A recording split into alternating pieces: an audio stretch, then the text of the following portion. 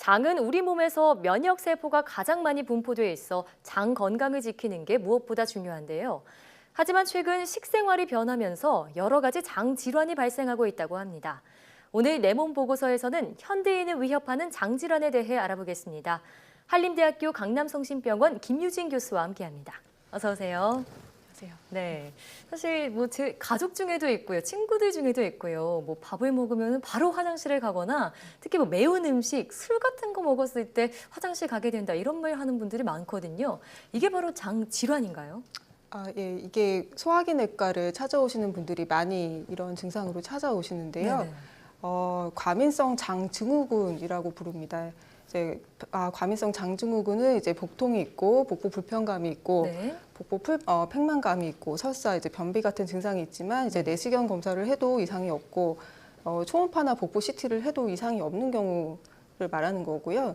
이제 굉장히 이제 유병률이 높은 흔한 질환이기 때문에 주변에서 많이 볼 수 있고요. 예. 근데 이제 큰 병은 아니지만 이제 일의 능률이 많이 떨어지고 삶의 질이 떨어질 수가 있습니다. 그렇군요. 그러니까 긴장하거나 왜 신경 쓰는 일 있으면 화장실 자주 가게 되는 사람들 이런 경우는 저도 있고요. 많은 분들이 겪으셨을 때 이게 뭐 특정 질환이 있는, 그러니까 병명이 있는 질환으로 볼 수 있겠네요. 과민성 장증후군이라는요. 예, 그렇습니다. 네, 그렇군요.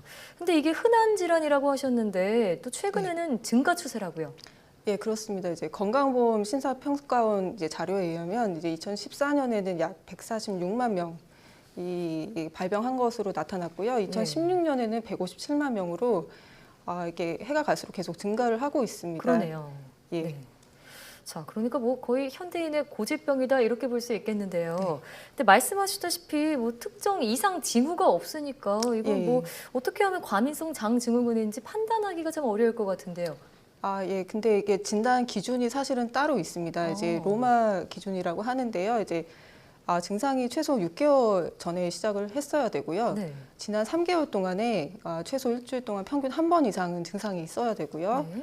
이제 이거를 반드시 만족을 하면서 이제 변의 횟수가 증가하거나, 그러니까 설사를 하거나 이제 변비가 생기거나 변이 물러지거나 아니면 너무 딱딱하거나 아니면 이제 그리고 변을 본 다음에는 이제 증상이 없어지는 이 세 가지 중에 두 가지를 만족을 해야지 진단을 하고 있습니다. 네. 이제 근데 이제 만약에 50세 이상인데 이제 내시경 한 번도 한 적이 없다든지, 이제 빈혈이 있다든지, 이제 뭐 혈변이 있다든지, 체중 감소가 있다든지, 그런 좀 심각한 증상이 있는 경우는 이제 검사를 먼저 시행을 하고 과민성 대장증후군 외에 다른 질환을 먼저 생각을 하셔야 되겠습니다. 네. 그러니까 뭐 배변 증상에 특별한 이상이 없더라도 건강 검진을 받는 경우가 좋은 경우가 있는 거네요.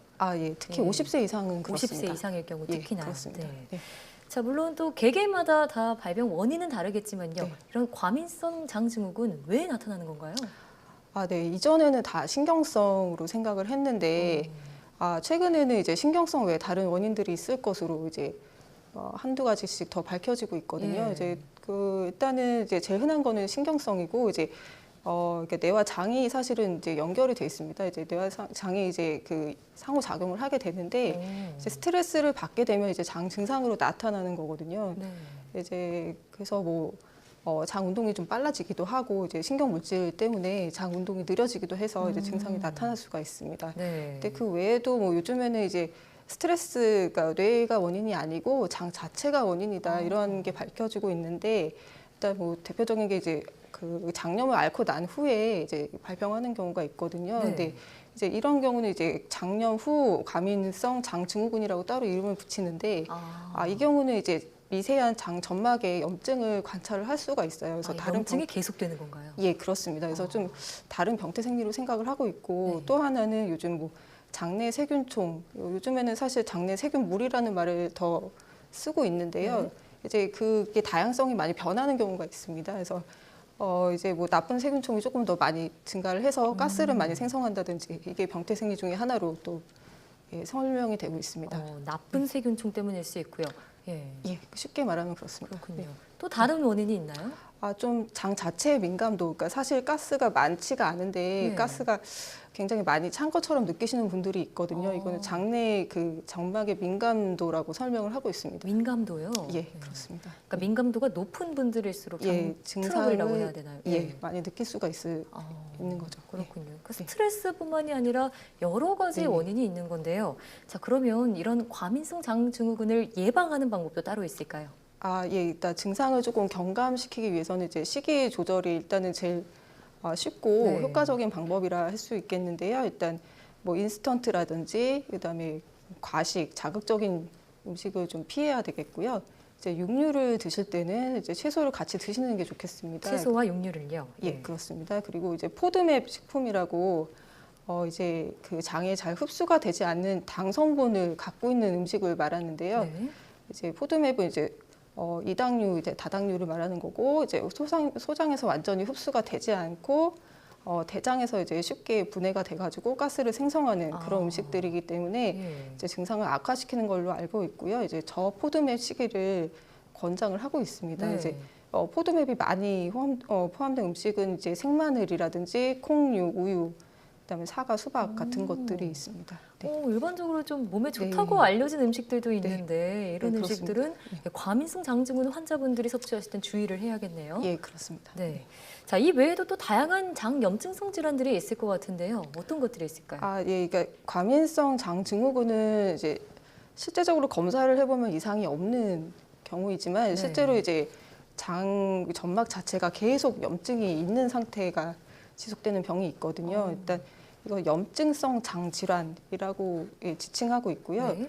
이제 궤양성 대장염, 그다음에 크론병 이렇게 두 가지가 있습니다. 네.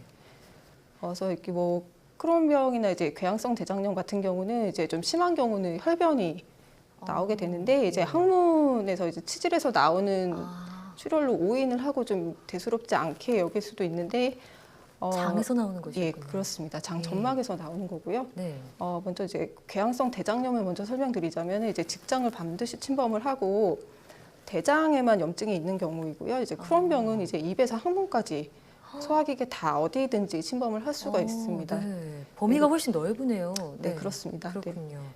예. 또 혹시 사진으로 준비해 주셨다고 들었는데 네. 관련 사진 보면서 설명 부탁드릴게요. 네, 내시경 사진인데요. 이제 정상 점막은 이제 가지와 같은 혈관이 보입니다. 그리고 색깔은 선홍색이고요. 이제 가운데 크론병 같은 경우는 종축에 깊은 궤양이 있는 것을 볼 수가 있습니다. 보이네요. 네. 예. 그리고 궤양성 대장염 같은 경우는 좀 더 혈관이 보이지 않고 중증도에 따라 좀 모양이 다를 수가 있는데 출혈이 있을 수도 있고요. 이제 궤양이 있을 수도 있습니다. 네, 저 이렇게 사진으로만 딱 봐도 장내가 심각한 상황이라는 게 보이는데, 자, 무엇보다 조기 검진이 중요할 것 같습니다. 근데 이런 염증성 장질환 그냥 내버려 둔다면 혹시 대장암 발생률이 좀 높아질 수도 있을까요? 예, 그렇습니다. 이제 염증성 장질환 자체가 이제 이완 기간이 길어지면은 대장암 발병에 올라가게 되거든요. 네. 그리고 이제 병 자체도 그렇지만 이제 염증이 방치된 채로 좀 조절이 안 될 경우는 대장암 리스크가 더 올라가게 되거든요. 그래서 일단 진단이 된다면은 염증을 조절하기 위해서 충분히 치료를 하시는 것이 좋겠습니다. 네. 자, 그렇군요. 정말 평소의 습관도 좀 중요하겠지만 스트레스를 덜 받고 식습관 관리 무엇보다 잘 관리해야겠다는 생각이 드네요. 네. 자, 지금까지 한림대학교 강남성심병원 소화기내과 김유진 교수와 함께했습니다. 오늘 말씀 고맙습니다.